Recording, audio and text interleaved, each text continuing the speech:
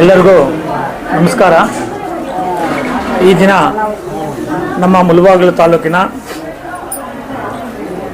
ಪ್ರಸಿದ್ಧಿ ಆವನಿ ಬ್ರಹ್ಮರಥೋತ್ಸವ ಕಾರ್ಯಕ್ರಮಕ್ಕೆ ನಮ್ಮ ಆವನಿ ಗ್ರಾಮದ ನಮ್ಮ ರವಿಯನ್ನವರು, ನವೀನನ್ನವರು, ಇನ್ನು ನಮ್ಮ ಹೋಬಳಿಯ ಅನೇಕ ಮುಖಂಡರು, ಅಮರಣ್ಣ, ಇನ್ನೂ ಅನೇಕ ಮುಖಂಡರಿದ್ದಾರೆ. ಎಲ್ಲರೂ ಸೇರಿ ನಮಗೆ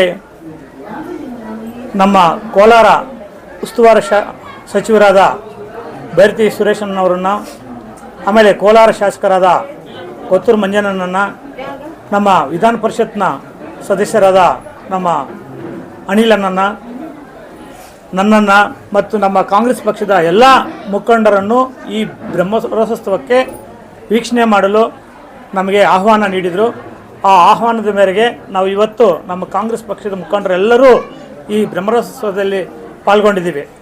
ಮೊದಲನೇದಾಗಿ ನಾವು ಇವತ್ತು ನಮಗೆ ಆಹ್ವಾನ ನೀಡಿದ್ದಕ್ಕೆ ನಾವು ಆವನಿ ಗ್ರಾಮದ ಎಲ್ಲ ಕಾಂಗ್ರೆಸ್ ಮುಖಂಡರಿಗೂ ಮತ್ತು ಎಲ್ಲ ಮುಖಂಡರಿಗೂ ಮತ್ತು ಹೋಬಳಿಯ ಎಲ್ಲ ಮುಖಂಡರಿಗೂ ನಾವು ಮೊದಲನೇದಾಗಿ ನಾವು ಧನ್ಯವಾದಗಳನ್ನು ತಿಳಿಸಲು ಈ ಸಂದರ್ಭದಲ್ಲಿ ನಾನು ಎಲ್ಲರ ಪರವಾಗಿ ಬಯಸ್ತಾ ಇದ್ದೀನಿ. ಇದು ಒಂದು ಪ್ರಸಿದ್ಧಿ ಆವನಿ ಬ್ರಹ್ಮರಥೋತ್ಸವ ಅಂದರೆ ಈಗ ನನಗೆ ರಾಮಲಿಂಗೇಶ್ವರ ಸ್ವಾಮಿ ಬ್ರಹ್ಮರಥೋತ್ಸವ ಪ್ರಸಿದ್ಧಿ ಪಡೆದಿದೆ. ಯಾಕಂತಂದರೆ ಇಲ್ಲಿ ಸೀತಾ ವಾಸ ಇದ್ದರು ಅಂತ ಎಲ್ಲರೂ ನಂಬಿದ್ದಾರೆ. ಮೊದಲು ವನವಾಸ ಬಂದಾಗ ಇಲ್ಲಿ ವಾಲ್ಮೀಕಿ ಮಹರ್ಷಿ ಅವರದ ಆಶ್ರಮ ಇತ್ತು. ಈ ಆಶ್ರಮದಲ್ಲೇ ಲವ ಮತ್ತು ಕುಶ ಹುಟ್ಟಿದ್ದು ಅಂತ ನಾವು ಹಿಸ್ಟ್ರಿಯಲ್ಲಿ ನೋಡ್ತೀವಿ. ಅದೇ ರೀತಿ ಅಶ್ವಮೇಧ ಯಾಗ ಮಾಡುವಾಗ ಕುದುರೆಯನ್ನು ಇಲ್ಲಿ ಲವಕುಶ ಅವರು ತಡೆ ಹಿಡಿದಿದ್ದರು ಅಂತ ಕೂಡ ನಾವು ಇಲ್ಲಿ ಪುರಾಣಗಳಲ್ಲಿ ಮತ್ತು ನಾವು ಹಿಸ್ಟ್ರಿಯಲ್ಲಿ ನಾವು ಓದಿದ್ದೀವಿ. ಅದೇ ಥರನೂ ನಮ್ಮ ಎಲ್ಲ ತಾಲೂಕದಲ್ಲಿ ಕೂಡ ಅದೇ ನಂಬಿಕೆ ಇದೆ ಮತ್ತು ಶಿಲ್ಪಿಗಳು ಕೂಡ ಮೇಲೆ ಇದೆ. ಎಲ್ಲ ಕಡೆಯೂ ಸೀತಾಮಾತದು, ಲವಕುಶದು, ಆದಿಜಾಂಬವಂಥದ್ದು ಕೂಡ ನಾವು ಎಲ್ಲ ಶಿಲ್ಪಿಗಳಿದೆ. ಆದಿಜಾಂಬವಂಥವ್ರು ಕೂಡ ಇಲ್ಲ ವಾಸಿಸಿದ್ರು ಅಂತ ಕೂಡ ಅನೇಕ ಕಲೆಗಳಿದೆ.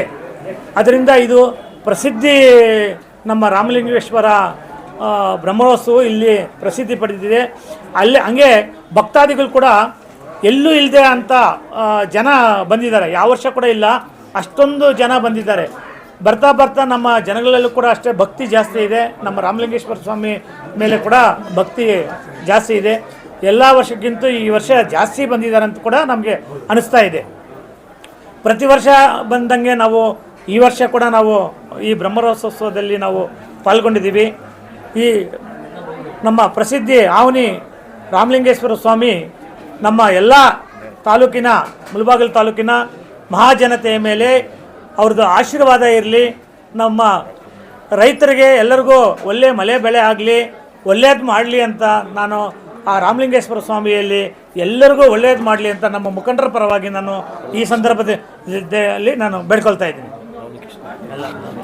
ಓಕೆ, ಅದೇ ರೀತಿ ಉತ್ಸಾಹ ಬಂದಿದೆ. ಎಲ್ಲ ನಾಯಕರಾಗ್ಬೋದು, ಸಚಿವರಾಗ್ಬೋದು, ಆಮೇಲೆ ಭರವಸೆ ಇತ್ತು ನೀವೇ ನಾಯಕರು ಅಭ್ಯರ್ಥಿ ಅಂತ ಘೋಷಣೆ. ನಿಮ್ಮ ಮುಂದಿನ ಚುನಾವಣೆ ಯಾವ ಥರ ಇತ್ತು? ನಿಮಗೆ ಉತ್ಸಾಹ ಯಾವ ಥರ ಇತ್ತು? ನನಗೆ ಈ ದಿನ ಈ ಕಾರ್ಯಕ್ರಮಕ್ಕೆ ನಮ್ಮ ರವಿಯನ್ನಾಗಿರ್ಬೋದು, ನಮ್ಮ ಆವನಿ ಕೃಷ್ಣಪ್ಪನಾಗಿರ್ಬೋದು, ನಮ್ಮ ನವೀನನ್ನಾಗಿರ್ಬೋದು, ಎಲ್ಲರೂ ನಮಗೆ ಕರೆದಿದ್ದರು. ಈ ಸಂದರ್ಭದಲ್ಲಿ ನಮಗೆ ಈಗ ಎಲ್ಲರೂ ಸಾಥ್ ಕೊಟ್ಟಿದ್ದಾರೆ. ನಮ್ಮ ಕೊತ್ತೂರು ಮಂಜಣ್ಣ ಆಗಲಿ, ನಮ್ಮ ಬೈರತಿ ಸುರೇಶನ್ನಾಗಲಿ, ನಮ್ಮ ಅನಿಲನ್ನಾಗಲಿ, ಎಲ್ಲ ನಮ್ಮ ತಾಲೂಕಿನ ಎಲ್ಲ ಮುಖಂಡರು ಇವತ್ತು ನನಗೆ ಫುಲ್ ಸಪೋರ್ಟ್ ಮಾಡ್ತಾಯಿದ್ದಾರೆ. ಮುಂದಿನ ಚುನಾವಣೆಗೆ ಯಾವ ರೀತಿ ಕಾರ್ಯರೂಪಗಳನ್ನು ರೂಪಿಸಬೇಕು, ಯಾವ ರೀತಿ ಎಲೆಕ್ಷನ್ನ ನಾವು ಚುನಾವಣೆಯನ್ನು ನಾವು ಫೇಸ್ ಮಾಡಬೇಕು ಅಂತ ಹೇಳ್ಬಿಟ್ಟು ಎಲ್ಲರೂ ನನಗೆ ನಾನಾ ರೀತಿ ಅವರಲ್ಲಿ ಇರುವಂಥ ಅನುಭವಗಳನ್ನು ನನ್ನ ಹತ್ರ ನಮ್ಮ ಎಲ್ಲ ಮುಖಂಡರು ಹಂಚಿಕೊಂಡಿದ್ದಾರೆ. ಈಗಾಗಲೇ ನಾನು 5 ಕಾರ್ಯಕ್ರಮಗಳನ್ನು, ಜನಪರ ಕಾರ್ಯಕ್ರಮಗಳನ್ನು ನಾವು ಕಾಂಗ್ರೆಸ್ ಪಕ್ಷ ಮತ್ತು ಆದಿನಾರಾಯಣ ಚಾರಿಟೇಬಲ್ ಟ್ರಸ್ಟಿಂದ ನಾವು ಮಾಡಲು ಈಗಾಗಲೇ 5 ಕಾರ್ಯಕ್ರಮಗಳನ್ನು ಘೋಷಿಸಿದ್ವಿ. ಈ 5 ಕಾರ್ಯಕ್ರಮಗಳು ಕೂಡ ನಮ್ಮ ಎಲ್ಲ ಮುಖಂಡರು ಸಮಾಲೋಚನೆ ಮಾಡಿ ಅವರ ಮುಖಂಡತ್ವದಲ್ಲಿ ನಾವು ಈ 5 ಕಾರ್ಯಕ್ರಮಗಳನ್ನು ನಾವು ಘೋಷಣೆ ಮಾಡ್ತೀವಿ. ಎರಡನೇ ಹಂತದಲ್ಲಿ ಇನ್ನೂ ಅನೇಕ ಕಾರ್ಯಕ್ರಮಗಳನ್ನು ನಾವು ರೂಪಿಸ್ಕೊಂಡಿದ್ದೀವಿ.